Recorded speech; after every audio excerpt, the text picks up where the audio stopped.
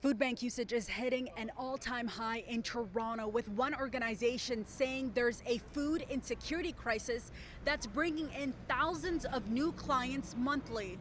Before the injury, I was working as a forklift operator.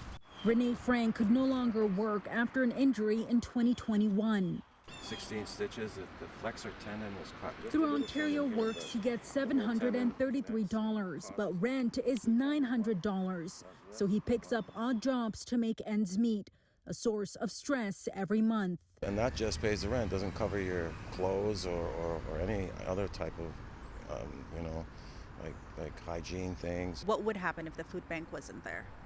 Well, I'd be very hungry. A lot of people would be very hungry. Renee visits the Daily Bread Food Bank once a week. It is with great pleasure that I welcome you here to Toronto Fire Station 426. The charity organization, alongside their partners, including Toronto Fire, launched their annual Thanksgiving drive today, calling for food and financial donations at a time when the need for support is skyrocketing. Last month, we set a new record, unfortunately. They say there were over 274,000 client visits last month, a 51% increase from the same time last year.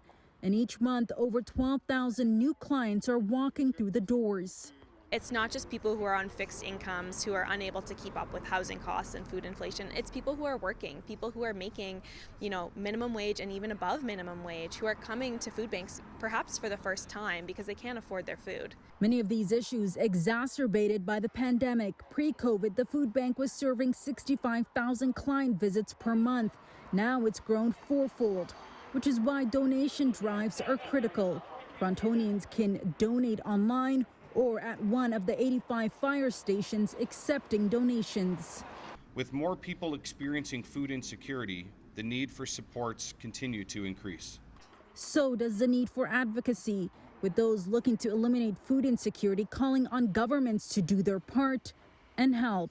I feel they kind of forgot the poor and even the homeless people in Canada. Now, the goal for the Thanksgiving drive is to raise $3.8 million and 227,000 pounds of food by October 31st. In Toronto's West End, I'm Faiza Amin for City News.